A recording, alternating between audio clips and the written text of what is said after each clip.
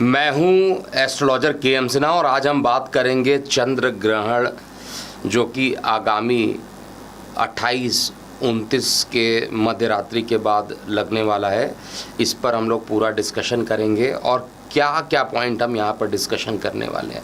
सबसे पहला, ये जो नक्षत्र लगेगा किस राशि में लगेगा, किस नक्षत्र में लगने वाला है, और साथ में इसका प्रत्येक लग्न वाले जातकों पर क्या क्या प्रभाव होगा।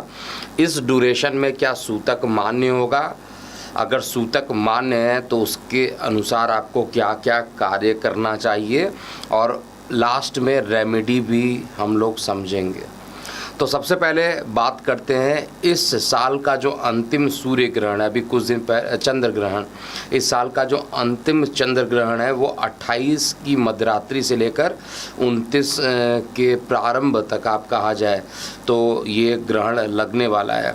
और ये जो ग्रहण लगेगा अश्वनी नक्षत्र में और मेष राशि में लगने वाला है। देखिए, अश्वनी नक्षत्र के बारे में कहा जाए तो इसका जो लॉर्ड बनता है वो केतु बनते हैं, और मेष राशि के जो स्वामी बनते हैं वो मंगल देवता बनते हैं। तो जितने भी मेष लग्न वाले जातक हैं, जितने भी अश्वनी नक्षत्र में जिनकी चंद्र राशि अश्वनी नक्षत्र पड़ती है, उन सभी पर इसका बहुत ज़्यादा प्रभाव देखने को मिलेगा। देखिए, राहत की बात यहाँ पर यह है कि ये भले ही भारत में दिखाई देगा, सूतक काल मान्य होगा, लेकिन फिर भी इसका प्रभाव उतना खतरनाक नहीं होने वाला है जितना कि हम लोग जनरली सोचते हैं। इसका प्रभाव इसलिए भी खतरनाक बहुत ज़्यादा नहीं होगा क्योंकि राहु जो रहेंगे 0 डिग्री के रहेंगे, क्योंकि 30 को राहु और केतु का भी राशि परिवर्तन होगा। तो राहु और केतु का जो अंशात्मक बल होगा वो बहुत कम रहेगा, और जब तक राहु और केतु बलवान नहीं होते हैं और उस समय जब ये ग्रहण लगता है तभी जाकर वो ग्रहण बहुत ज़्यादा पावरफुल बन जाता है। तो पहली बात आप लोग ये नोट कर लीजिएगा, ये ग्रहण जो है बहुत पावरफुल नहीं होने वाला है। दूसरा, जो ग्रहों की स्थिति बनी हुई है, और मैंने ग्रहों की स्थिति के बारे में भी सारी लिखी हुई है, प्रत्येक लगन के अकॉर्डिंग क्या क्या चीज़ें रहेंगी, और शरद पूर्णिमा के दिन ये लगने वाला है। देखिए, किसी ना किसी पूर्णिमा में तो ये ग्रहण लगता है, लेकिन इससे पहले ठीक 30 साल पहले ये ग्रहण शरद पूर्णिमा में ही लगा था। और बहुत सारे लोगों का प्रश्न भी यहाँ पर है कि जब शरद पूर्णिमा में ये ग्रहण लगेगा, क्योंकि शरद पूर्णिमा के दिन आप लोग खीर बनाते हैं और उसको रात्रि भर ये माना जाता है अमृत वर्षा होती है, और इसलिए खीर बनाकर उसको छत पर या कहीं ऐसे जगह पर रखते हैं जहाँ पर अमृत वर्षा के कारण कुछ कण इसके अंदर आ जाए, और इससे बहुत सारे श्वसन तंत्र वाले जितनी भी प्रक्रियाएं होती हैं, जितने भी रोग होते हैं, वो सारे रोग यहाँ पर ख़त्म भी होते हैं, ऐसा देखा गया है। तो ये भी एक महत्वपूर्ण प्रश्न लोगों का आ रहा है कि इसमें शरद पूर्णिमा के दिन जो अमृत वर्षा होती है उस समय तो ग्रहण लगा रहेगा, क्योंकि रात्रि में ही इसको किया जाता है, तो उस समय क्या किया जाए। तो प्रत्येक प्रश्न का मैं उत्तर यहाँ पर लेकर आया हूँ। सबसे पहले मैं बात करूँगा जो ग्रहण जो प्रारंभ होने वाला है वो मध्य रात्रि 28 तारीख के जो मध्य रात्रि पड़ेगा उसमें 1:05 से ये प्रारंभ होगा, और 1:44 तक ये अपने उच्चतम बिंदु पर रहने वाला है। और ये आंशिक चंद्र ग्रहण रहेगा, तो आंशिक चंद्र ग्रहण का बहुत ज़्यादा असर नहीं पड़ेगा। दूसरा, राहु केतु का जो बलाबल है वो भी कम हो रहा है, इसलिए भी इसका बहुत ज़्यादा प्रभाव नहीं होगा। लेकिन ये भारत में दिखाई देगा, इसलिए सूतक काल जो है इसमें मान्य होगा। इसलिए मंदिर के कपाट जो रहेंगे ठीक 9 घंटे पहले, ये मंदिर के जो कपाट है 4 बजे के आसपास से ही बंद होना प्रारंभ हो जाएंगे। तो इसका जो ग्रहण की जो समाप्ति का जो टाइम आ रहा है वो रात्रि 2:24 तक ये ग्रहण रहेगा। उसके बाद ये ग्रहण ख़त्म हो जाएगा। देखिए, लॉन्गिट्यूड लैटिट्यूड पर ग्रहण के टाइमिंग डिपेंड करते हैं। कोई साउथ ईस्ट में है, कोई साउथ ईस्ट कंट्रीज़ में है, कोई मिडिल एशिया में है, कोई यूएसए में है। तो जिस जगह पर होगा उस जगह के हिसाब से आप चेक कर लीजिएगा कि टाइमिंग क्या बन रहा है जहाँ पर भी ये ग्रहण लग रहा है। और अगर आपके एरिया में ये ग्रहण लग रहा है तो जब तक ये ग्रहण की प्रक्रिया चलेगी तब तक अमृत वर्षा जो होता है वो मान्य नहीं होगा। इसलिए शरद पूर्णिमा के दिन अगर खीर इत्यादि को आप बांध कर रखना चाहते हैं तो 2:30 के बाद ही आप इसको रात्रि में बांध कर रखिएगा। अब हम बात करते हैं ये जो ग्रहण लगने वाला है उस समय ग्रहों की युति क्या रहेगी, ग्रहों का पोजीशन कैसा रहेगा। तो देखिए, राहु, बृहस्पति और चंद्रमा ये तीनों ही मेष राशि में उपस्थित रहने वाले हैं। साथ में कहा जाए तो सूर्य, मंगल, केतु और बुध ये 4 ग्रह जो रहेंगे ये मेष राशि में रहने वाले हैं, तुला राशि में रहने वाले हैं। तो मेष और तुला के बीच में 180 डिग्री का ये जो डिफरेंस आपको दिख रहा है, 10 डिग्री के सूर्य रहेंगे, 10 डिग्री के चंद्रमा रहेंगे, परफेक्ट कॉम्बिनेशन तभी बनेगा। और राहु केतु 0 डिग्री के रहेंगे, शुक्र 24 अंश के और बुध 16 अंश के रहने वाले हैं। बुध कंबस्ट भी रहने वाले हैं और साथ में मंगल भी जो है वो कंबस्ट रहेंगे 17 डिग्री के होके। तो ये सारे जो एनालिसिस पॉइंट है इसी के आधार पर प्रेडिक्शन दिया जा रहा है कि प्रत्येक लग्न पर इसका क्या प्रभाव पड़ने वाला है। देखिए, ग्रहण जब भी पड़ता है तो उस समय हम लोगों को कुछ उपाय ज़रूर करना चाहिए। सबसे पहले उपाय के बारे में ही बात करेंगे, क्या क्या उपाय करना है, फिर प्रत्येक लग्न पर इसका क्या प्रभाव होगा उसको हम समझेंगे। देखिए, क्योंकि चंद्रमा को ग्रहण लग रहा है और चंद्रमा को ग्रहण लगने के लिए जब सूर्य और चंद्रमा के बीच में जब पृथ्वी आती है तो पृथ्वी की जो छाया होती है वो चंद्रमा पर पड़ने लगती है, जिसको चंद्रमा का ग्रहण कहते हैं, चंद्र ग्रहण कहा जाता है। और बेसिकली इस फिनोमिना में चंद्रमा क्योंकि मन का कारक माना जाता है इसलिए सबसे ज़्यादा परेशानी मानसिक रूप से होती है। और चंद्रमा जिनका लग्नेश होता है, जैसे कर्क लगन के लिए या जिसके लिए अत्यंत योग कारक हो जाता है, जैसे मेष के लिए आपका दशम चतुर्थ भाव यानी सुखेश हो जाता है, तो जिसके लिए बहुत अच्छे परिणाम ये चंद्रमा देते हैं वहाँ पर इनका ग्रहण लगना लोगों को परेशान ज़रूर करता है। तो सबसे पहले आपको उपाय ये करना चाहिए कि इस दिन, क्योंकि रात्रि में ही ये ग्रहण लगने वाला है, तो आपको चंद्र गायत्री ज़रूर करना चाहिए। और चंद्र गायत्री करने के लिए आपको श्लोक मैं बता रहा हूँ, इसी श्लोक का आपको 108 बार जाप करना चाहिए या जब तक आप कर सकते हैं। ऐसा करने से उनकी कुंडली जिनमें चंद्रमा ग्रसित होता है, ऐसी कुंडली जिसमें चंद्रमा का बहुत ज़्यादा दूषित प्रभाव हो गया है, क्योंकि चंद्रमा दूषित होता है तो मन दूषित हो जाता है, कैंसर इत्यादि की बीमारियों, क्योंकि रक्त का जो कारक होता है मंगल के बाद, मंगल के साथ साथ चंद्रमा का ही वो होता है, तो ये बहुत ही दुर्लभ बीमारियां भी उत्पन्न कर देते हैं और श्वसन तंत्र पर भी इसका बहुत ज़्यादा प्रभाव पड़ता है। तो चंद्र गायत्री का आपको पूजा करना चाहिए और इसके लिए मंत्र है ओम क्षीर पुत्राय विद्महे। आप लोग नोट कर लीजिए, ओम क्षीर पुत्राय विद्महे अमृत तत्वाय धीमहि। मैं फिर से बता दे रहा हूँ और इसको आपको नोट करना चाहिए, ओम क्षीर पुत्राय विद्महे अमृत तत्वाय धीमहि तन्नो चंद्राय प्रचोदयात। इस मंत्र का अगर आप जाप करते हैं, गायत्री, चंद्र गायत्री कहा जाता है, तो आपके लिए ये अच्छा रहेगा। मैं एक बार फिर से रिपीट कर देता हूँ, ओम क्षीर पुत्राय विद्महे अमृत तत्वाय धीमहि तन्नो चंद्राय प्रचोदयात। ये चंद्र गायत्री होता है, बहुत ही सुपर मंत्र होता है। इस मंत्र का अगर आप जाप करते हैं तो आपको काफ़ी अच्छे परिणाम भी देखने को मिलेंगे।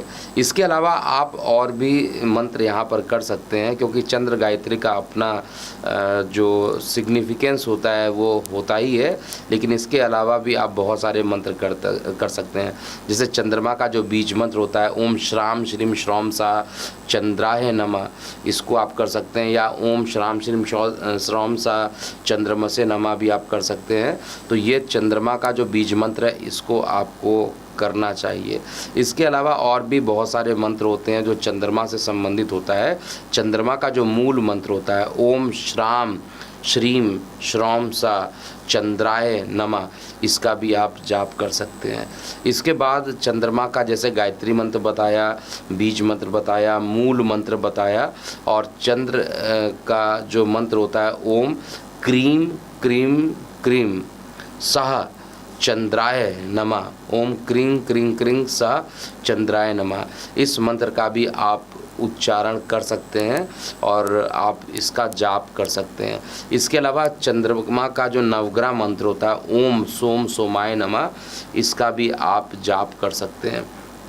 तो इतनी सारी चीज़ें, इतने सारे मंत्र हैं जिसको आपको लगातार करना चाहिए। और अब हम बात करते हैं, ये तो उपाय की बात थी, क्योंकि चंद्रमा का सीधा रिलेशन जो होता है आपके मन से होता है, और चंद्रमा का जो डायरेक्ट कॉम्बिनेशन मन से होता है, तो मन पर इसका बुरा प्रभाव ना पड़े, क्योंकि मानसिक तनाव जो है बहुत तेज़ी से यहाँ पर बढ़ सकता है। विशेष रूप से ऐसे लोग जिनकी चंद्रमा की दशा चल रही है, ऐसे लोग जो मेष राशि के हैं, ऐसे लोग जो कि अश्विनी नक्षत्र में जन्म लिए हुए हैं, तो इन सभी चीज़ों के लिए जो चंद्रमा का ग्रहण है, भले ही आंशिक रूप से ग्रहण है, लेकिन भारत में पड़ रहा है और ये सूतक काल मान्य रहेगा, इसलिए निश्चित रूप से ये कहा जाए तो यहाँ पर आपको ध्यान देना चाहिए और इसका उपचार भी आपको करना चाहिए। आप इस ग्रहण के दौरान जो है आपको मंत्रों का जाप करके जो चंद्रमा जो आपका वीक हो गया है उसको भी आप स्ट्रॉन्ग कर सकते हैं, ऐसा हमारे ज्योतिष शास्त्र में कहा गया है। इसलिए मंत्र उच्चारण कीजिए, और सबसे इम्पॉर्टेंट मंत्र जो होता है चंद्र गायत्री का जो मंत्र है उसको आपको ज़रूर करना चाहिए। इसके बाद हम बात करते हैं कि प्रत्येक लग्न वाले जातकों पर इसका क्या प्रभाव होने वाला है, और संक्षेप में इसको समझते हैं। सबसे पहले हम लोग मेष लग्न की बात करते हैं। देखिए, मेष लग्न में बेसिकली आपके लगन में ही, क्योंकि मेष राशि कहा जाए या मेष लगन कहा जाए, दोनों के लिए एप्लीकेबल है। मैं लगन के अनुसार यहाँ पर प्रेडिक्शन कर रहा हूँ। तो लगन अगर आपका मेष लग्न है तो निश्चित रूप से चंद्रमा, बृहस्पति और राहु तीनों एक साथ रहेंगे। राहु क्योंकि 0 डिग्री के रहेंगे, इसलिए राहु का बहुत ज़्यादा प्रभाव यहाँ पर नहीं रहेगा। बृहस्पति चंद्रमा का गज केसरी योग यहाँ पर पूर्ण होगा, और साथ में सप्तम भाव सबसे ज़्यादा आपका दूषित होगा, क्योंकि सूर्य भी है, मंगल भी है, केतु भी है और बुध भी है, जिसमें केतु का प्रभाव बहुत कम रहेगा, लेकिन सूर्य और मंगल ये दोनों ही खराब ग्रह माने जाते हैं, क्रूर ग्रह माने जाते हैं। और निश्चित रूप से कहा जाए इनका सप्तम भाव, क्योंकि पोजीशन गलत है, तो इसके कारण जो है जीवन साथी के साथ वाद विवाद की स्थिति हो सकती है। और जो भी मेष लग्न के जातक हैं उनके पार्टनरशिप में कुछ ना कुछ परेशानी भी उत्पन्न हो सकती है इस ग्रहण के कारण। दूसरी इम्पॉर्टेंट चीज़ क्या है कि यहाँ पर स्ट्रेट फॉरवर्ड बोलने की जो टेंडेंसी रहेगी वो बहुत ज़्यादा हावी हो जाएगी, और आप जब गलती कर बैठेंगे फिर याद आएगा कि आपने ऐसा क्यों किया। तो यहाँ पर मैं बिल्कुल बोलूँगा वार्तालाप करते समय अपने वाणी को संयम रखिए, क्योंकि ये ग्रहण जो पड़ रहा है सीधा आपके लगन पर पड़ रहा है, आपके बॉडी पर पड़ रहा है। और निश्चित रूप से सूर्य स्ट्रेट फॉरवर्ड बोलने के लिए जाना जाता है, राजा ग्रह है। चंद्रमा को ग्रहण ज़रूर लग रहा है और चंद्रमा आपके सुखेश है, तो माता के स्वास्थ्य पर भी इसका बहुत बुरा प्रभाव पड़ सकता है। और क्योंकि यहाँ पर ग्रहण में सबसे इम्पॉर्टेंट बात क्या है कि राहु केतु 0 डिग्री के रहेंगे, तो उतना ज़्यादा प्रभावी नहीं रहेगा। फिर भी इसका प्रभाव जितना भी होता है वो आपके दैनिक रोजगार के लिए अच्छा नहीं है, माता के स्वास्थ्य के लिए बहुत अच्छा नहीं है, और स्ट्रेट फॉरवर्ड बोलने से आपको बचना चाहिए। वृषभ लगन की बात करते हैं। देखिए, वृषभ लगन में अगर देखा जाए तो ये ग्रहण आपके 6वें और द्वादश भाव पे लग रहा है। द्वादश भाव पर ग्रहण लगना है क्योंकि चंद्रमा आपके पराक्रम के मालिक होते हैं, आपके मान पद प्रतिष्ठा के मालिक होते हैं, उनको ग्रहण लग रहा है, तो आपके अंदर थोड़ी बेचैनी बढ़ा सकता है। हालांकि ये ग्रहण आपके शत्रुओं पर विजय दिलाने वाला रहेगा, आपके लिए अच्छा रहने वाला है ग्रहण, लेकिन फिर भी आपका जो मान पद प्रतिष्ठा है और पराक्रम है उसमें सब कुछ ठीक चलने के बाद भी आपको थोड़ी परेशानी होता हुआ, मानसिक तनाव होता हुआ ऐसा दिखाई देगा। लेकिन शत्रु हंता बनकर ये ग्रहण आ रहा है तो शत्रुओं का नाश होगा और हर तरीके से काम आपके बनेंगे। लेकिन जो लोग इंपोर्ट एक्सपोर्ट से रिलेटेड काम करते हैं, वृषभ लगन के हैं, उनके काम कुछ अटकने के बाद ही पूरे होंगे। मिथुन लगन की बात करते हैं। देखिए, मिथुन लग्न जो बनता है उसमें सीधा जो ग्रहण हो रहा है आपके एकादश भाव पर ये ग्रहण पड़ने वाला, जहाँ पर मेष राशि है, राहु, चंद्रमा और बृहस्पति की युति है, और पंचम भाव में सूर्य, मंगल, बुध और केतु की उपस्थिति है। तो निश्चित रूप से इस ग्रहण के कारण जो है धन संबंधित कुछ ना कुछ परेशानियां अकस्मात उत्पन्न हो सकती है। परिवार में वाद विवाद की स्थिति भी उत्पन्न हो सकती है। संतान के स्वास्थ्य में अकस्मात गिरावट होना या उदर संबंधित परेशानी, एसिडिटी इत्यादि का बढ़ जाना, ये सामान्य सी बात होगी जो कि मिथुन लग्न वाले जातकों के लिए होने वाली है। देखिए, ग्रहण में बहुत अच्छा नहीं माना, ग्रहण जब भी होता है बहुत अच्छा नहीं होता है, और इसका सारा प्रभाव जो होता है, सूर्य ग्रहण होता है तो सूर्य पर ज़्यादा प्रभाव होता है, चंद्र ग्रहण है तो चंद्रमा पर ज़्यादा प्रभाव पड़ेगा। तो ये जो ग्रहण पड़ रहा है, क्योंकि चंद्र ग्रहण है और इस साल का अंतिम ग्रहण है, इसलिए आपके सेकेंड हाउस का जो लॉर्ड होता है उस पर इसका बहुत ज़्यादा प्रभाव पड़ेगा। द्वितीय भाव पीड़ित रहेगा, पंचम पीड़ित रहेगा, एकादश भाव पर उतना ज़्यादा प्रभाव नहीं रहने वाला है। कर्क लगन की बात करते हैं।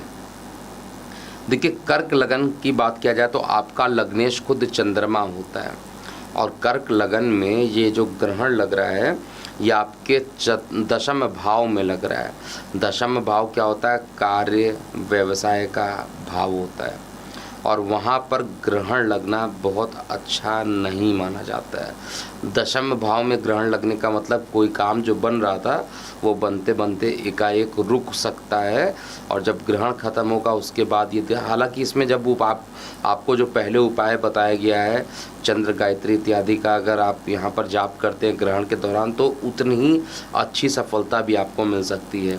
तो कार्य व्यवसाय को लेकर कुछ ग्रहण सा लगना, कुछ रुकावट सा हो जाना, और साथ में आपके माता के स्वास्थ्य को भी थोड़ा पीड़ित कर देना, मानसिक रूप से तनाव का बढ़ जाना, और किसी भी काम को जल्दीबाजी में पूरा करेंगे तो परेशानी होगा। तो बहुत पेशेंसली अगर आप काम करते हैं तो बहुत ही अच्छा रिजल्ट भी मिलने वाला है। सिंह लग्न की बात करते हैं।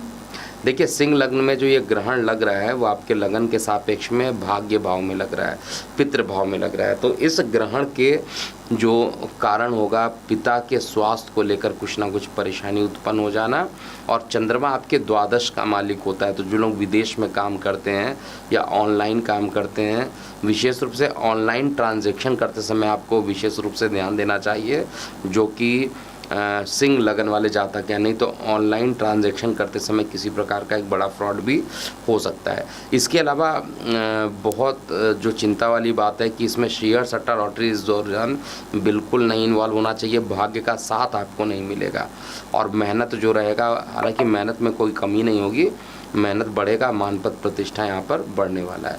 कन्या लग्न की बात करते हैं।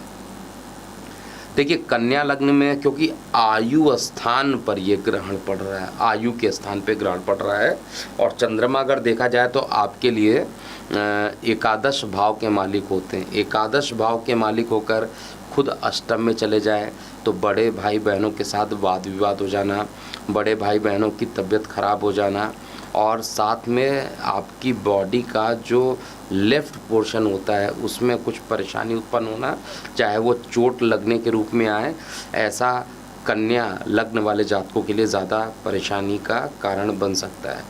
लेकिन आपके जो परिवार की स्थिति रहेगी वो अच्छी रहेगी। धन संचार इस ग्रहण के दौरान भी धन संचार जो होगा वो बढ़ता हुआ दिखाई देगा। तुला लगन की बात करते हैं। देखिए, अगर हम तुला लग्न की बात करें तो तुला लग्न में ये ग्रहण आपके सप्तम भाव में लगने वाला है, और सप्तम भाव में राहु वाला की 0 डिग्री बृहस्पति चंद्र की जो युति रहेगी, चंद्रमा थोड़े से ग्रसित रहेंगे आंशिक रूप से। तो ये स्थिति जो है कार्य व्यवसाय के लिए बहुत अच्छा नहीं है। दैनिक रोजगार में कुछ मानसिक तनाव उत्पन्न हो सकते हैं, बिजनेस पार्टनर के साथ भी किसी प्रकार का डिस्प्यूट हो सकता है, और स्ट्रेट फॉरवर्ड बोलने की क्षमता के कारण आप अपने मान पद प्रतिष्ठा में कुछ कमी होता हुआ महसूस करेंगे। तो बिल्कुल सिंपल उपाय है कि चंद्रमा का जो बीज मंत्र है उसी को अगर आप कीजिएगा तो आपके लिए बहुत अच्छा परिणाम यहाँ पर देखने को मिलेगा। इसके बाद हम बात करते हैं वृश्चिक लग्न वाले जातकों के लिए। देखिए, वृश्चिक लग्न वाले जातकों के लिए ये ग्रहण अच्छा है, क्योंकि ग्रहण आपके रोग पे लग रहा है, ग्रहण आपके शत्रु पे लग रहा है, ग्रहण आपके ऋण पर लग रहा है। तो रोग ऋण शत्रु यहाँ पर कम होंगे। लेकिन अगर आप विदेश में ट्रैवलिंग कर रहे हैं, आप अपने जन्म स्थान से दूर पर हैं, तो वहाँ पर आपके साथ किसी प्रकार का फ्रॉड होना, ऐसी चीज़ें ज़रूर दिखाई दे रही हैं। ऑनलाइन ट्रांजैक्शन करते समय भी आपको भी बहुत ज़्यादा ध्यान देना चाहिए। किसी न किसी प्रकार से मानसिक पीड़ा आपको उत्पन्न कर सकता है। और सबसे ज़्यादा जो परेशानी है, पिता पर भी यहाँ पर परेशानी उत्पन्न होगा। माता के स्वास्थ्य को लेकर कुछ परेशानी तो देगा, लेकिन पिता के लिए ज़्यादा परेशानी वृश्चिक में देने वाला है। धनु लगन की बात करते हैं। देखिए, धनु लग्न में बेसिकली जो ये ग्रहण लगने वाला है आपके पंचम भाव में लगेगा, और पंचम भाव और एकादश भाव के बीच में ये ग्रहण का जो इंटेंसिटी है वो ज़्यादा रहने वाला है। पंचम भाव में ग्रहण लगने के कारण संतान को किसी प्रकार की परेशानी तो उत्पन्न हो जाना। और देखिए, धनु लगन की बात किया जाए तो अष्टमेश हो जाते हैं, चंद्रमा जो होते हैं अष्टमेश होते हैं। तो यहाँ पर रिसर्च एंड डेवलपमेंट के लिए अच्छा करा देंगे। जो लोग रिसर्च एंड डेवलपमेंट करना चाहते हैं उनके लिए काफ़ी अच्छा रिजल्ट रहेगा। लेकिन विद्यार्थी वर्गों के शिक्षा में किसी प्रकार की थोड़ी परेशानी के बाद ही सफलता मिलते हुए दिखाई दे रही है। मानसिक तनाव थोड़ा बढ़ा रहेगा, लेकिन आय की स्थिति पहले से मजबूत हो जाएगी। मकर लगन की बात किया जाए तो मकर लगन में ये जो ग्रहण पड़ रहा है आपके लगन के सापेक्ष में चतुर्थ भाव में पड़ रहा है, और दशम भाव में सूर्य, उसके बाद केतु, मंगल और बुध की स्थिति रहेगी। जहाँ पर मंगल जो रहेंगे वो अस्त रहेंगे, बुध अस्त रहेंगे, केतु 0 डिग्री के, और जो राहु, चंद्रमा और बृहस्पति हैं उसमें भी राहु 0 डिग्री के रहेंगे। तो ये स्थिति मकर लगन वाले जातकों के लिए कार्य व्यवसाय में एक अच्छा परिणाम दे सकता है। लंग्स से रिलेटेड थोड़ी परेशानी हो सकती है, यानी किसी प्रकार का इन्फेक्शन होना, लंग्स में किसी प्रकार की परेशानी होना, कोल्ड कफ का बढ़ जाना, ये सारी चीज़ें रहेंगी। और कार्य व्यवसाय में उतना ही अच्छा रहेगा।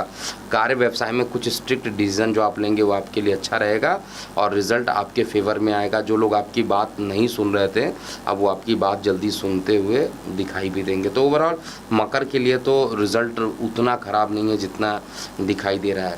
इसके बाद हम बात करेंगे अंतिम 2 लग्न के लिए, कुंभ की और मीन लगन के लिए। कुंभ लगन में जो ये ग्रहण लगना है आपके पराक्रम भाव में लग रहा है, तो छोटे भाई बहन, मित्र, रिश्तेदार सभी से सावधान रहिए। उनके कारण किसी प्रकार की परेशानी उत्पन्न हो सकती है। साथ में चंद्रमा रोग के भी मालिक हैं, और ग्रहण रोग को ग्रहण लग रहा है, तो रोग के पॉइंट ऑफ व्यू से कहा जाए तो ये अच्छा है, क्योंकि रोगेश को अगर ग्रहण लगता है तो रोग की टेंडेंसी जो होती है वो कमज़ोर हो जाती है। इसलिए कुंभ लगन वाले जातकों के लिए भी इतना निगेटिव यहाँ पर नहीं होने वाला है। लेकिन शेयर सट्टा लॉटरी में बिल्कुल इन्वॉल्व मत होइएगा। मीन लग्न की बात करें, जो कि अंतिम लग्न बनता है, मीन लग्न में ये आपके जो परिवार का स्थान है, कुटुंब का स्थान है, वहाँ पर ग्रहण लग रहा है। और जो यहाँ पे चंद्रमा होते हैं वो आपके संतान होते हैं। संतान के मालिक को ग्रहण लग रहा है, और चंद्रमा को ग्रहण लगने का मतलब परिवार में संतान को लेकर किसी प्रकार की परेशानी उत्पन्न हो सकती है। ये परेशानी मानसिक रूप से ज़्यादा हो सकती है। संतान के स्वास्थ्य को लेकर भी कुछ परेशानियां रहेंगी। इसलिए मानसिक शारीरिक दोनों टाइप की परेशानियां यहाँ पर ग्रहण के दौरान या ग्रहण के आसपास ऐसी बन सकती है। लेकिन आपको बिल्कुल भी वाहन चलाते समय यहाँ पे सावधानी बरतना चाहिए, नहीं तो चोट चपेट लगने की बहुत तीव्र संभावना जो बन रही है वो आपकी अष्टम भाव में सूर्य, मंगल, बुध और केतु के कारण बहुत बन रही। तो वाहन मत चलाइए बहुत स्पीडली, या ध्यान दे के चलाइए। और स्वास्थ्य, जो संतान के स्वास्थ्य को लेकर आपको बहुत ज़्यादा सजग रहना चाहिए। तो ये सारी चीज़ें जो है मैं आप लोगों को बताया हूँ। 30 साल के बाद जो शरद पूर्णिमा पर यह ग्रहण पड़ रहा है उसका क्या प्रभाव होगा। और सिंपली अगर एक वर्ड में कहा जाए तो यहाँ पे चंद्र गायत्री का आप जाप कर सकते हैं, चंद्र मूल मंत्र का जाप कर सकते हैं, चंद्र का बीज मंत्र का आप जाप कर सकते हैं, और ऐसा करने से अच्छा रहेगा। सूतक मान्य होगा, और शाम को 4 बजे से ही सूतक लग जाएगा, और रात में 1:04 से ग्रहण होगा, 1:44 तक इसका पीक रहेगा, और रात्रि जो है 2 कहा जाए 24 तक ये ग्रहण रहेगा, और 1 घंटा 19 मिनट की कुल ग्रहण की अवधि रहने वाली है। तो आप अपनी प्रतिक्रियाएं, अगर आपके मन में किसी प्रकार का डाउट है तो आप अपने प्रश्न ज़रूर कमेंट सेक्शन में लिखिएगा। अभी के लिए इतना ही। मैं हूं एस्ट्रोलॉजर